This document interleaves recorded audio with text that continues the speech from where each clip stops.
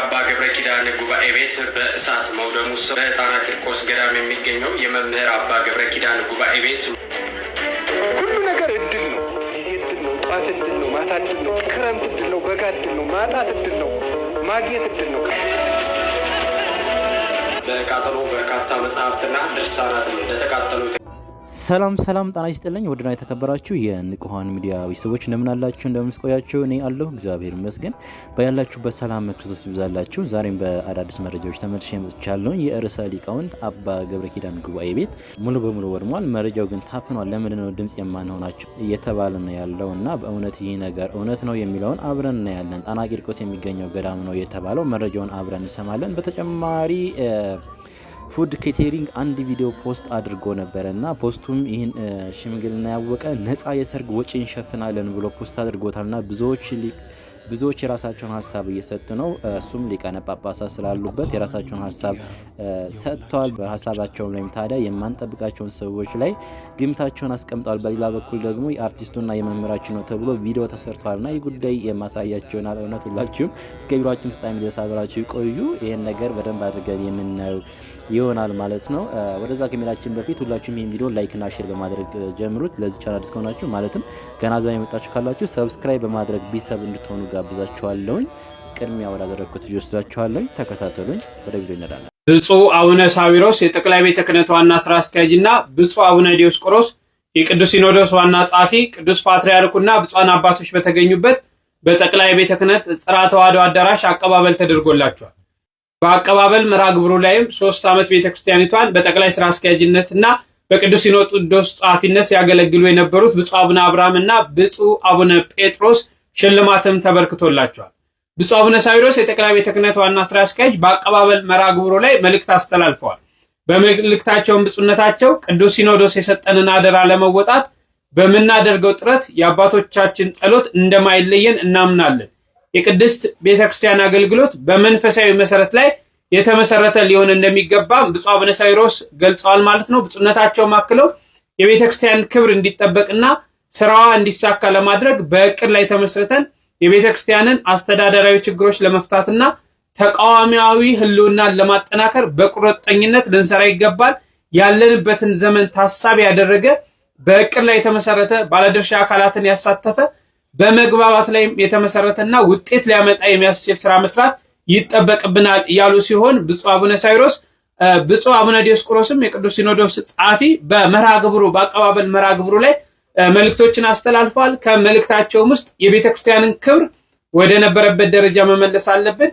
የቤቱ መልክ ፍቅር፣ ሰላም፣ ደግነትና ርህራሄ ነውና ይህንን ቤታችንን በክብር ልንጠብቀው ይገባል። የቀደሙት አባቶቻችን ባስቀመጡልን የቤተ ክርስቲያናችን መልክና ውበት በጠበቀ ሁኔታ ሕግና ስርዓቷን አክብረን የቀደመ ልዕልናዋን ክብሯን አስጠብቀን ልንሰራ ይገባል። እኔና ወንድሜ ብፁዕ አቡነ ሳዊሮስ ከየት ተነስተን ወዴት መሄድ እንዳለብን ጠንቅቀን ስለምናውቅ ስራችንን በመመካከር በማከናወን ለውጤት እንደምናበቃ እምነታችን የጸና ነው በማለት ብፁዕ አቡነ ሳዊሮስ የቅዱስ ሲኖዶስ ዋና ጸሐፊ መልእክታቸውን አስተላልፈዋል ማለት ነው። በመጨረሻም ደግሞ 3 ዓመት ሲያገለግሉ የነበሩት ብፁዕ አቡነ አብርሃም እንዲሁም ብፁዕ አቡነ ጴጥሮስ በቅዱስ ፓትርያርኩ ሽልማት ተበርክቶላቸዋል ማለት ነው። እንዲሁም ተያይዞ በሽልማቱ ላይ ብፁዕ ቅዱስ አቡነ ማትያስም ለመቀደሻ የሚሆን ፕትርክናቸውን የሚመጥን ልብሰ ተክህኖ ተሰጥቷቸዋል። ሌሎች መርሃ ግብሮች በመካሄድ በብፁዕ ቅዱስ ፓትርያርኩ ቃለ ምዕዳንና ቡራኬ መርሃ ግብሩ ተጠናቋል ማለት ነው። መረጃው ለብዙዎች እንዲደርስ ኮፒ ሊንክ እና ሼር አድርጉት። ኦኬ እንግዲህ መረጃውን እንደሰማችሁት ነው። አሁን ደግሞ ወደ ብፁዕ አባታችን ብፁዕ ቅዱስ አቡነ ማትያስ እንሂድና እሱ መረጃ ሰምተን ወደ ርዕሳችን እንመለሳለን። ተከታተሉኝ። ቅዱስነታቸው በዛሬው ዕለት አንድ ጠንከር ያለ መልእክት አስተላልፈዋል። ብፁዕ ወቅዱስ አቡነ ማትያስ ቀዳማዊ ፓትርያርክ ርዕሰ ሊቃነ ጳጳሳት ዘኢትዮጵያ ሊቀ ጳጳስ ዘአክሱም ወዕጨጌ ዘመንበረ ተክለ ሃይማኖት በቅዱስ ሲኖዶስ ሙላተ ጉባኤ በተመረጡት ጠቅላይ ስራ አስኪያጅና የቅዱስ ሲኖዶስ ዋና ጸሐፊ አቀባበል መርሃ ግብር ላይ ተገኝተው ባስተላለፉት አባታዊ መልእክት የእግዚአብሔር ቤት በእግዚአብሔር መንገድ ብቻ መመራት ይኖርባታል ብለዋል። የእግዚአብሔር ቤት በአምልኮተ እግዚአብሔር በጸሎት ከመራነው ሁሉም ነገር ቀና ይሆናል። ዓለማዊ መንገድን ከተደባለቀበት ግን አደገኛ ነው። ጋሻና ቀን ለየቀሉ ይሰለል እንደሚባለው መንፈሳዊነትን እና ፖለቲካን ለይተን መጓዝ ይኖርብናል ብለዋል። አያይዘውም ለአዲሶቹ አመራሮች የሁላችንም ድጋፍና ጸሎት ያስፈልጋቸዋል። ስለሆነም ሁላችንም እንደ አንድ ቃል ተናጋሪና እንደ አንድ ልብ መካሪ በመሆን በሐቅና ቅንነት ልናግዛቸው ይገባል ብለዋል። የብፁዕ አባታችን ብፁዕ ወቅዱስ አቡነ ማትያስ በረከታቸው ይደርብን። አሁን ከዚህ በመቀጠል የምንሄደው እንግዲህ ሊቀ ጳጳሱ እንዲሁም የተለያዩ አርቲስቶችም ጭምር የተለያዩ ታዋቂ ጋዜጠኞችም ጭምር የተላኩበት ሽምግልና እጅግ አነጋጋሪ ሆኗል። እስኪ ቪዲዮውን እያየን አብረን ኮሜንትም እያነበብን የራሳችን አስተያየትና ሀሳብ የምንሰነዝር ይሆናል። ወደ ቪዲዮ ድረስ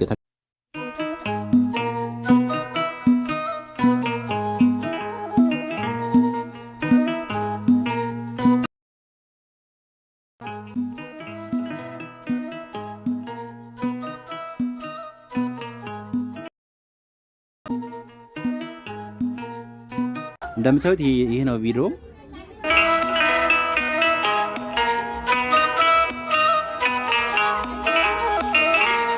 ኦኬ እንግዲህ እዚህ ጋር እንዳያችኋቸው ሊቃነ ጳጳሳት አሉ፣ የሃይማኖት አባቶቻችን አሉ፣ እንዲሁም ታዋቂ ጋዜጠኞች፣ አርቲስቶች እነዚህ ኢቢኤስ ራሱ እዚህ ጋር እያያችሁ ነው ያላችሁትና እንግዲህ የኔ የለቀቀው ኬተሪንግ ፉድ ነው የለቀቀው። የማን ሽምግልና ይመስላችኋል ብሎ ነው የለቀቀው። ሙሽሮቹን ለሚገምት ለሁለት ሰዎች ነፃ የሰርግ ካርድ ይኖረናል ብሎ ነው ፖስት ያደረገው ይሄን ቪዲዮና እስኪ ኮሜንት ላይ ገብተን እንግዲህ ብዙዎች ሀሳባቸውን እንዲሰጡ ነው በዚህ ጉዳይ ላይ። ቀጣይ ያለውን ቪዲዮም ማስደምጣቸው ይሆናል። ስለ መምህራችንና ስለ አርቲስቷ ያለውን ነገርም አብረን የምናየው ይሆናል። እስኪ የኛውን ደግሞ ኮሜንት ገብተን ብዙዎች ሀሳባቸውን ያንጸባረቁ ነው ያሉት። እስኪ ገብተን እስኪ ኮሜንት ላይ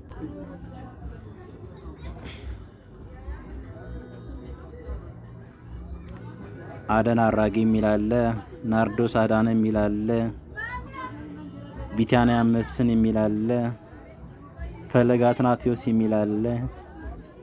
ይህ ነገር ተገቢ ነው? የሽማግሌዎች ክብር እየቀነሰ ነው። ለአንድ ሙሽራ 3 ሽማግሌ አንሶ ነው ወይ እያሉ ነው ያሉት። እጅግ የሚያጠራጥር ቪዲዮ ነው። እስኪ ወደ አርቲስቷና ወደ መምህራችን ቪዲዮ እንሂድ። እስኪ ደግሞ ቀጣይ ይሄን እንደምታዩት ነው። ብዙዎች የራሳቸውን ሀሳብ እየጻፉ ነው። እዚህ ጋር ምን ናርዶስ አዳነ አርቲስት ናርዶስ አዳነ ተጠቅሳለች።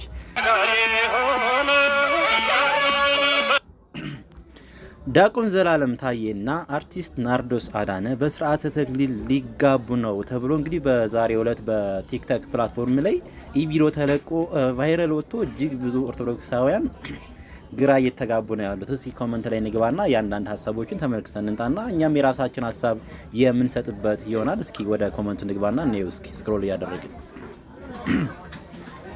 ማርያምን ደስታዬን መቆጣጠር አልቻልኩም ሳራ አላምንም እያለ ነው። ይሄ አሪፍ ሀሳብ ነው። ለንስሐ የማይሆን መበጥረቅ ምን ይሉታል ይላል አንዱ። እንግዲህ እውነት ባረገው ይላሉ። ሊሆን አይችልም። ልጅቷ ግን አግብታ ነበር ከዚህ በፊት። አግብታ የፈተች በተክሊል አታገባም በቁርባን እንጂ የሁለት ጥምረት እውነት አይመስልም ይላሉ። ብዙዎች ኮሜንት እየሰጡ ነው። እዚህ ጋር መልካም ጋብቻ ዘራቸው እልፍ አላፋት ይሁን ይላሉ። አራ አይመስለኝም፣ እሱ እኮ አንድ ፍሬ ልጅ እኮ ነው። እኔ ግን ምንም አልስማማም ይላሉ። ተክሊል ወይስ ቁርባን የሚልም አለ። ሊሆን አይችልም ይላል። እሰይ እናቴ ድንግል ማርያም ሀሳብሽን ትሙላለሽ፣ ናርዶስ ፍጻሜያችሁ ይመርላችሁ አሚንም የሚል ኮሜንት አለ። በሆነ አርጉት ይላል። ብዙዎች እንግዲህ እንደምታዩት ስክሮል እያደረኩ ላሳያችሁ። ይህ ጉዳይ እጅግ አወዛግቧቸዋል። የመምህራችን ጉዳይና የአርቲስቷ ጉዳይ እጅግ አወዛግቧቸዋል። እግዚአብሔር ይመስገን የሚልም አለ። ይህ እንግዲህ እንደምታዩት ብዙዎች የራሳቸውን ሀሳብ እያስቀመጡ ነው ያሉት።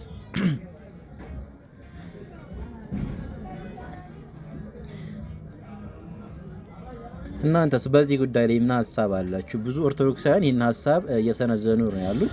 ኦኬ እንግዲህ እንዳያችሁት ነው እንግዲህ ብዙዎች ይህን ነገር ሊጠቅሱ የቻሉበት ምክንያት መጀመሪያ ያያችሁት ብፁዕ አባታችን ብፁዕ አቡነ ኤርሚያስ የተላኩበት ሽምግልና እንዲሁም መነኮሳት አባቶች ያሉበት ሽምግልና እነ ሴፉ ብዙ አርቲስቶች የተስተናገዱበት ሽምግልና ነውና ይህን ለመጠቀስ የእሷን ስም ለማንሳት አንዱ ምክንያት ነው ብዬ አስባለሁ። ናርዶስ አዳነ እያሉ የጠቀሱት እንግዲህ መምህራችን መምህር ዲያቆን ዘላለም ታዬን እንግዲህ በምን እንዳሰቡት አላውቅም። ከሆነም ያደርግላቸው እሰየው እንኳን እንኳን ደስ አላችሁ ማለት እወዳለሁኝ። እንግዲህ በዚህ ጉዳይ ግን ባንወዛገብ መልካም ነው ብዬ አስባለሁኝ። እግዚአብሔር የፈቀደው ነው የሚሆነው። የነሱም ከሆነ እንኳን ደስ አላችሁ ማለት እወዳለሁ። ከወዲሁ እጅግ የምንወደው መምህራችን ስለሆነ እሱ ማለት ነው። ደግሞ ወደ ሁለተኛው መረጃችን እንሂድ። የርዕሰ ሊቃውንት አባ ገብረ ኪዳን ሊቃውንት ጉባኤ ቤት በጣና ቂርቆስ የሚገኘው ሙሉ በሙሉ ተቃጥሏል እየተባለ መረጃው በስፋት እየተሰራጨ ነው ያለውና እስኪ ደግሞ ከነሱ አንደበት ይህን ነገር ጽፈው ፖስት አድርገውልናልና ላንብብላችሁ። እንዲህ ይላል። በኢትዮጵያ በመላው ዓለም ለምትገኙ የኢትዮጵያ ኦርቶዶክስ ተዋሕዶ ልጆች የጉባኤ ቤታችን ቤተሰቦች በሙሉ ክርስቶስ ተንሥአ እሙታን እንደምን ሰነበታችሁ? እኛ አምላክ አበው እግዚአብሔር ይመስገን ደህና ነን። የርዕሰ ገዳማት ወአድባራት ጣና ቅዱስ ቂርቆስ የአባቶች የእናቶች ገዳማት የአራቱ ጉባኤተ መጽሐፍ የምስክር ትምህርት ቤት በእሳት እንደተቃጠለ በማህበራዊ መገናኛ መረቦች እየተላለፈ እንደሆነ ብዙዎቻችሁ ተጨንቃችኋል፣ ደውላችሁልናል። በመሆኑም ከጉባኤ ቤቱ ሐሙስ ግንቦት 7 ቀን እሳት ከቤት ተንስቶ ለደቀ መዛሙርቱ ተሰርቶ የነበረ ቆርቆሮ በቆርቆሮ ጊዜያዊ መጠለያ የግማሾቹ ደቀ መዛሙርት ልብስና መጽሐፍታቸው ተቃጥለዋል። ነገር ግን በሰማዕቱ በቅዱስ ቂርቆስ በእመቤታችን ጸሎት ጌታችን ኢየሱስ ክርስቶስ ጠብቀውን ጉባኤ ቤታችን መጽሐፍቶቻችን ደህና ናቸው ብለዋል። እግዚአብሔር ይመስገን። እኛ ደቀ መዛሙርቱን ዋናው ጉባኤ ቤቱን እንዲሁም ገዳማችን ደህና ስለሆነ ዚያው የቅዱስ ሲኖዶስ ጉባኤ ተጀመረበት በመሆኑ ለቅዱስ ቤተክርስቲያናችን ተጨማሪ ርዕሰ ጉዳይ ላለመጨመር ለሚዲያ ሳንገልጽ ቆይተናል። በመሆኑም አሁን ግን ስለወጣ ይህን መረጃ ለተጨነቃችሁ ወገኖቻችን ልንገልጽ ተገደናል ብለዋል። ለጉባኤ ቤቱ የሚያስፈልገው ጉዳዮች ቢኖሩ እኛ በፈውስ መንፈሳዊ የጉባኤ ቤታችን ሚዲያ በምስል የምንገልጽላችሁ መሆኑን እንገልጻለን ብለዋል። እግዚአብሔር አክብርልን። እንደዚህ ነው እንግዲህ ያለው መረጃ ይህን ይመስላል። ትክክለኛ መረጃው ከጣና ቂርቆስ ገዳም ፖስት የተደረገ መረጃ ነው ማለት ነው። ይሄ ዶክተር ወዳጄን ታውቁታላችሁ። ለምን የሚሰብከው ኦርቶዶክስ ነው? ለምንድን ነው ወደዚህ የማይመጣው? በጣም የሚደንቅ ነው። የሚሰብከው ስለ ኦርቶዶክስ ነው። የሚሰብከው ስለ ታቦተ ጽዮን ነው። ስለ ቅዱስ ጊዮርጊስ ነው የሚሰብከው። ስለ ቅድስት አርሴማ ነው የሚሰብከው። መምጣቱ አይቀርም። ቶሎ መምጣት እኮ ነው። ቶሎ መምጣት ያስፈልጋል። የምታገኙ ሰው ነገሩ ጥሪ አድርጓል። የአርባ ምንጩ ሊቀ ጳጳስ በሉና ንገሩልኝ። 9ኙን የክርስቶስን በዓላት ሲዘረዝር አንብባችሁታል እኮ ታውቁታል። የምታውቁት በጎ ነገር እንወስዳለን እኛ። ሰባኪና ንብ አንድ ነው። በጎ ነገር ነው የተናገረው። 9ኙን የክርስቶስ በዓላት በዝርዝር አስቀምጦታል። ያው 9 ተሳቱ በዓላት የጌታን 9ኙን በዓላት አብረው ያለች ቤተልሔም ደግሞ ጋዜጠኛዋንም አይታችኋታል። የሚገርም ነው። እኛ ስበኩልን አላልናቸውም። ስለ ኦርቶዶክስ ንገሩልን አላልናቸውም። እግዚአብሔር ጠላት አስነስቶ እኮ ስለ ራሱ መንግስት ያሰብካል። ምን አለች ደግሞ እሷ? የፕሮቴስታንት ሰባኪዎች ኦርቶዶክሶችን ይቅርታ ሊጠይቁ ይገባል አለች እኮ። እውነት ነው ይሄ። ይቅርታ ሊጠይቁ ይገባል። ኦርቶዶክሶች በስላሴ ያምናሉ። የኛ ሃይማኖት አለች በስድብ ላይ የተመሰረተ ነው። ኦርቶዶክስን የሚያጥላላ ሌላ ጋም ሰብኬዋለሁ። ይሄን ነገር እውነቱን ነው የምንነጋገረው። እነዚህ ሰዎች ይመጣሉ ብዬ ተስፋ አደርጋለሁ። ዝም ብሎ እኮ ሰው አይናገርም። ከመሬት ተነስቶ እዚህ ውስጥ እርሾ ሳይኖረው አይናገርም። አዎ ኦርቶዶክሶችን እየሰደብን ነው የመጣ ነው። እያጥላላን ድንግል ማርያምን ቅዱሳኑን እያጥላላን ነው የመጣው የኛ ሃይማኖት አለች። እውነት ነው። ስድብ ነው። እውነት ነው። እና የፍየል ቁርጥ ከተማ ውስጥ የሚበሉ የኛ ሰባኪያን ጥሬ የሚቆረጥሙ ገዳም ያሉትን መነኮሳት መንቀፍ አይችሉም ማለት ነው። እውነት ነው። አሁን እነሱ ልሰብካቸው አይደለም። ጻድቃኔ ማርያም ካዩዋቸው እኚህን እናስሟቸው።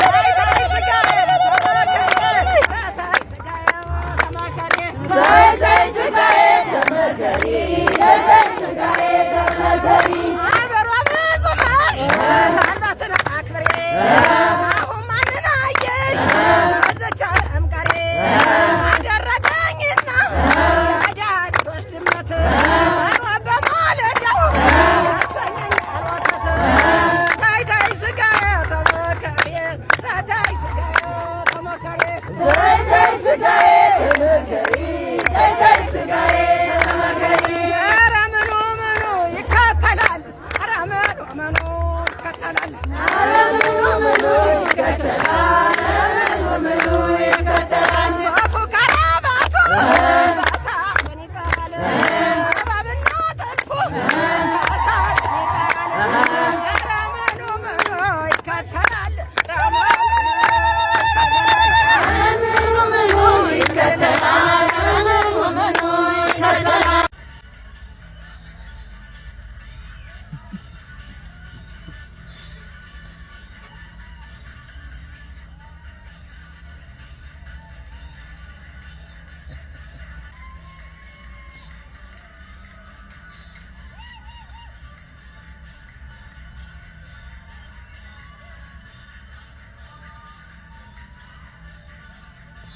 ሰላም እንዴት ናችሁ? በያላችሁ በሰላማችሁ ብዝት ይበል። እኔ የምለው ይሄንን ብቻ መልሱልኝ።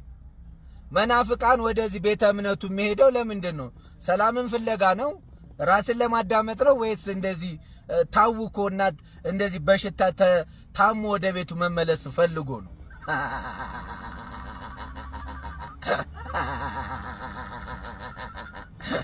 ይሄንን መልሱልኝ። እዚህ ቦታ ውስጥ አሁን ምን አይነት ሰላም አግኝተ ነው ጸሎት አድርገ የምትመለሰው?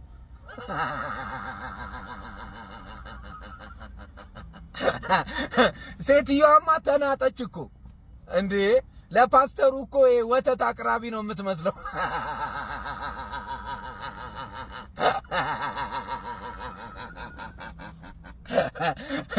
ምን አይነት ነገር ነው ማለት? ምን አይነት አምልኮ ነው? ይሄኔ እኮ አሁን ኮሜንት ላይ ትገቡና ለክርስቶስ ፍቅር እንደገባላት ነው የምታመሰግነው ትሉኛላችሁ። ሲገባልህ እንደዚህ ነው እንዴ ብራዘር? ወይም ሲገባላት እንደዚህ ነው እንዴ? ይህ እኮ አምልኮ ቦታ ነው። ይህ የቤተ እምነት ነው አይደል? ብለህ አምነህ እዛ ውስጥ የምትገኘው እኮ ቢያንስ ሰላሜን አገኛለሁ፣ እረፍቴን አገኛለሁ፣ ራሴን አዳምጣለሁ ብለህ ነው በሳምንት አንድ የምትሄደው እዚህ ቸርች።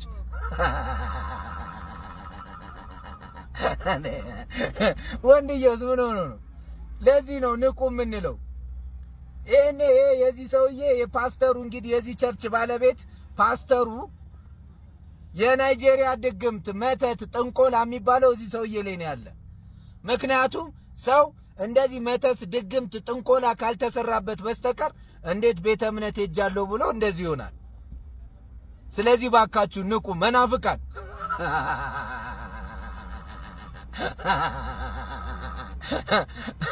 እወቁና ኑ እባካችሁን እወቁና ኑ። I